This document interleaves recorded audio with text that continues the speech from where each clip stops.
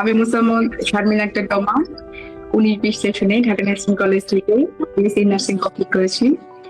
বর্তমানে আমি কোথাও কর্মরত নেই।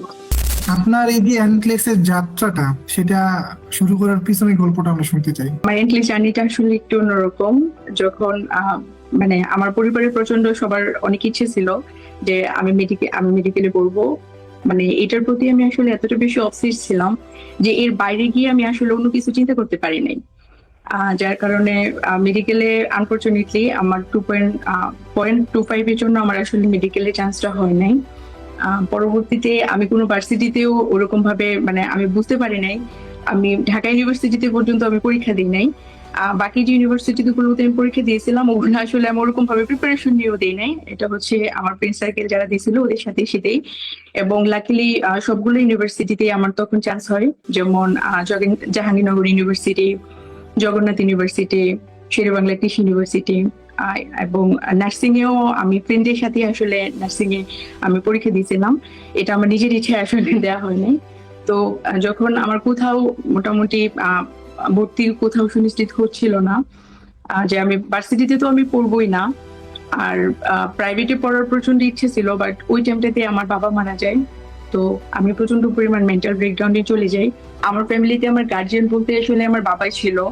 আমার ভাইয়া, আমি যখন ক্লাস 1-এ পড়ি তখন থেকে আমার ভাইয়া প্রবাসী ছিল, ওরকম মানে আমাকে গাইড দেওয়ার মতো ওরকম কেউই ছিল না। আমি আসলে এটা বুঝতেও পারতেছিলাম না যে ভার্সিটি ছাড়াও মানে মেডিকেলে চান্স পাওয়া ছাড়াও যে লাইফে আগানো যায়, এটা আসলে আমি তখনও চিন্তা করতে পারি নাই। বা আমার আমার মাথার ভিতরে আসলে এরকম ভাবে বিষয়টা ঢুকিয়ে দেওয়া হচ্ছিল, বা আমি এতটাই অবসেসড ছিলাম ডাক্তার হওয়ার, মানে এর বাইরে যে আমি এতগুলো ইউনিভার্সিটিতে চান্স পাওয়ার পরেও, ইভেন ঢাকা ইউনিভার্সিটিতে ফর্ম তোলার পরেও জিনিসটা আমার কাছে মূল্যবান মনে হয়েছে, আমি পরীক্ষা পর্যন্ত দিইনি। তো পরবর্তীতে যেহেতু আমার পরে আর কোথাও হয় নাই, আর কোথাও সবকিছুতে মানে মোটামুটি টাইম আপ হয়ে যায়, তখন শুধুমাত্র আমার হাতে ছিল নার্সিং এরটা। তো নার্সিং এর আমরা সবাই জানি যে নার্সিং এ আসলে এইটা সবার লাস্টে হয়, যে নার্সিং এর ভর্তি পরীক্ষা এবং এটার ভর্তি প্রক্রিয়াটাও সবার লাস্টে হয়। তো ওই টাইমে শুধুমাত্র আমি যখন চিন্তা করি যে আমার তো এখন কিছু একটা করতে হবে, যেহেতু আমার মেডিকেলে হয় না, অ্যাটলিস্ট কোথাও তো ভর্তি হতে হবে, ওইটা আসলে আমি ভাবতে ভাবতে অলরেডি আমার ভার্সিটি সবগুলো টাইম আপ হয়ে যায়। তো তখন শুধুমাত্র ছিল নার্সিং এরটা। নার্সিং এ যেহেতু আমার ঢাকা নার্সিং কলেজে আসে এবং আলহামদুলিল্লাহ তখন আমি 20তম হই, তো চিন্তা করি যেহেতু ঢাকার ভিতরে এটা, তো এটাতে আমি এডমিট হই অনেকটা অনিচ্ছা সত্ত্বেও। তো 2020 সালে আমার নার্সিং এ ভর্তি হওয়ার পর থেকে আসলে আমি নার্সিং এ কোনোভাবে নিজেকে মানে মন টিকাতে পারতেছিলাম না। আমার কোনো কিছু ওরকম ভালো লাগতেছিল না। তো ওই সময় তো করোনা চলে আসে, বেশ কয়েকগুলা ক্লাস করার পরেই আমাদের করোনা চলে আসে। তো একটা বছর আমরা পুরাই বাসায় কাটাই। তারপর যখন সেকেন্ড ইয়ারে হলে আসি, একটু করে মানে পড়াশোনা শুরু করি নার্সিং এর, তখন মানে আমাদের ক্লিনিক্যাল প্র্যাকটিস শুরু হয়। সবকিছু মিলে ওইখানে যখন হসপিটালে যেতাম, মানে যখন পাশাপাশি ডাক্তারদের দেখতাম, তখন আমার মানে এই জিনিসটা আমার ভিতরে আরো প্রচন্ড ভাবে জেগে উঠতো যে আসলে আমি পারলাম না। আমাকে ওই জিনিসগুলো আরো অনেক বেশি ডিপ্রেশনের দিকে নিয়ে যাচ্ছিল, যে আমার তো আসলে এটা হওয়ার কথা ছিল, আমি হতে পারি নাই। নার্সিং মানে আমার ভালো লাগতেছিল না। তো এরকম ভাবে মোটামুটি 6 মাস কেটে যাওয়ার পরে আমার মনে হয় যে আমার প্রতি এতগুলো মানুষের এত ভালোবাসা, এত বেশি আমার তো কিছু একটা করা উচিত, এভাবে তো আসলে চলতে পারে না। তো ওই টাইমটাতে আমি চিন্তা করি যে কিভাবে করে দাঁড়ানো যায়। তো একটা সময় আমি জানতে পারি যে আমাদের নার্সিং থেকে বিসিএস এর প্রিপারেশন নেওয়া যায় বা বিসিএস ক্যাডার হওয়া যায়, পাশাপাশি এব্রোডে এমএসসির জন্য যাওয়া যায়। তো আমি চিন্তা করি যে তাহলে আমি এই দুইটা দিকে তো যেতে পারি। তো এই জন্য আমি তখন প্রথমে ভর্তি হই ওরাকলে আমি সেকেন্ড ইয়ার এবং থার্ড ইয়ার 2 বছরই আমি হচ্ছে ওরাকলের নিয়মিত স্টুডেন্ট ছিলাম, এবং ক্লাস টেস্ট গুলোতে আলহামদুলিল্লাহ আমার খুব ভালো মার্কে আসতেছিল। তারপর ফোর্থ ইয়ারে ওঠার পরে আমি আইএলস এর দিকে চলে যাই মেন্টরসে। তখন আমি বেসিক টু আইএলস যে কোর্সটা ছিল সেটার আমি কলাবাগান শাখার স্টুডেন্ট ছিলাম। তো তখন চিন্তা করতেছিলাম যে পাশ করার পরে বিসিএস দিব, যদি কোনো কারণে আমার বিসিএস না হয় তখন আমি মানে অ্যাব্রোডে চলে যাব, হয়তো আমি প্রফেশন চেঞ্জ করব, তা না হলে হচ্ছে মানে এমএসসির জন্য বিদেশে চলে যাব। তখন আবার আমার এর পরে মানে এসএসসি আমার ফোর্থ ইয়ারের লাস্টের দিকে আমার বিয়ে হয়।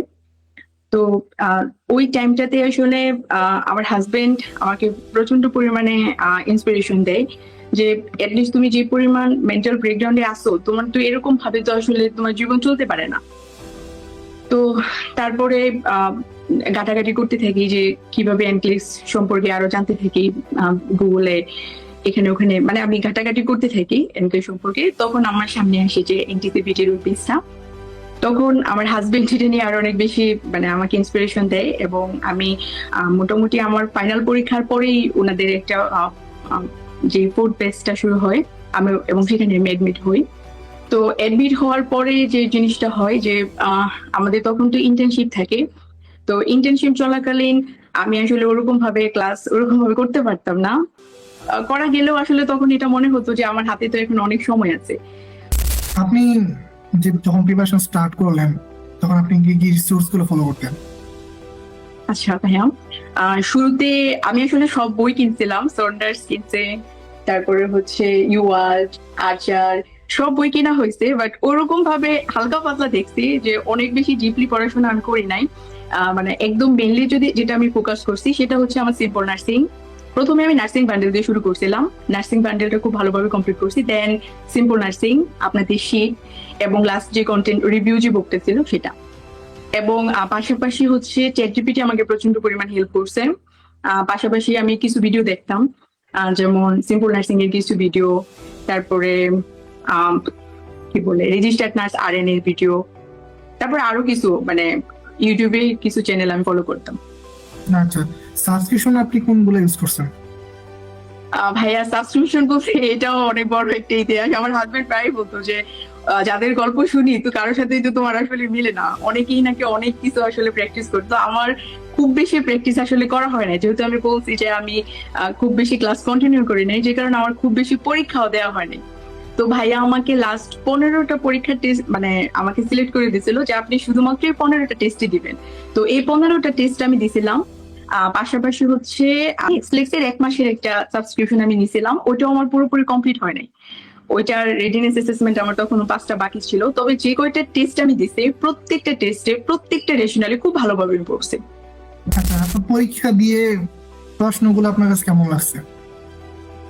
ভাইয়া সত্যি কথা যদি বলি যে আমার মানে পরীক্ষার কোশ্চেন আমার কাছে মানে কোনোটাই ওরকম ভাবে টাফ মনে হয় নাই। যেমন আমার পরীক্ষার দিনই যে ঘটনাটা ছিল, যে আমি প্রথমে তো আমার পরীক্ষা ছিল 10টা 15-এ।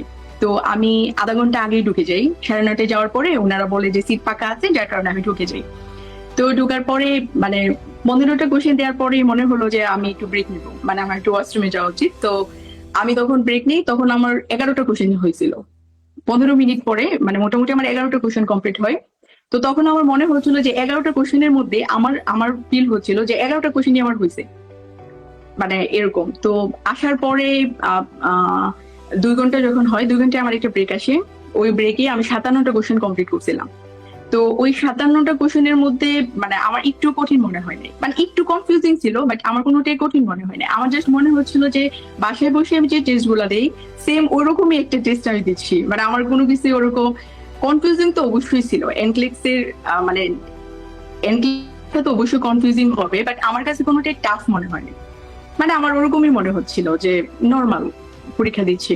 তো 57টা কোশ্চেন দেওয়ার পরে যখন আমার ব্রেক আসে, আমি ব্রেকে চলে যাই। এবং ব্রেকে যাওয়ার পরে ওনারা আমাকে আসলে জিজ্ঞেস করছিল যে আমি কি 30 মিনিটের ব্রেকে নিতে চাই কিনা। আমি বলছি যে হ্যাঁ আমি ব্রেক নিতে চাই। কিন্তু এটা আমার আনফর্চুনেটলি এটা আমার জানা ছিল না, যে খুব মজার বিষয় যে অন্য আর কেউ জানেন কিনা, যে আমি এটা জানতাম না ব্রেক নেওয়া যায় 2টা, এটা আমি জানতাম। বাট ওই টাইমটা যে আমার 5 ঘন্টার মানে টাইম থেকে কাট হবে এটা আমি আসলে জানতাম না। তো ওই টাইমটাতে আমি বাইরে যাই, আমার পরীক্ষা অনেক ভালো হয়, আমি বলি যে না আমি পাস করবো, আমার পরীক্ষা অনেক ভালো হচ্ছে। তো আমি খুব এক্সাইটমেন্টে তখন আমি ভাইয়াকে কল দিই। ভাইয়াকে কল দেওয়ার পরে ভাইয়া বলে যে এই টাইমটা আমার এখান থেকে কাউন্ট হচ্ছে। তখন তো আমি প্রচন্ড পরিমাণ ভয় পেয়ে যাই এবং খুব তাড়াহুড়ো করে আবার গিয়ে পরীক্ষায় বসি। এবং তারপরে যে জিনিসটা হয় যে পরের কোশ্চেন গুলো আমি খুব মানে তাড়াহুড়ো করে দিছি, ওই টাইমটাতে হয়তো আমার একটু মানে একটু হতে পারে। বাট বাকি সব কোশ্চেন আমার কাছে ওভারঅল ভালো মনে হয়েছে, মানে আমার খুব বেশি টাফ মনে হয়নি। যখন 85 কোশ্চেন গেল ভাইয়া, আমার মনে হচ্ছিল যে আমি 84 যখন দিতে আমার মানে দৃঢ় বিশ্বাস ছিল যে আমার 85ই বন্ধ হবে। বা যখন 85-এ আমার বন্ধ হয় নাই, তখন আমার দম পুরো বন্ধ হয়ে যাচ্ছিল, যে মনে হচ্ছিল যে এই শেষ, যদি আরো বেশি যায় তাহলে তো আমি টাইম কভার করতে পারবো কিনা, মানে আমি প্রচন্ড পরিমাণ ভয় পাচ্ছিলাম। তারপরে 87-এ যখন অফ হয়ে গেল, তখন আসলে আমি বুঝতে পারছি, বাইরে যখন আসি, যে আমার যেহেতু এরকম আমি এক্সাইটেড হয়ে গেছিলাম, আমার হাজবেন্ড প্রচন্ড পরিমাণ ভয় পাচ্ছিল, বাট আমি এসে বলছি যে না, আলহামদুলিল্লাহ আমি পাশ করবো।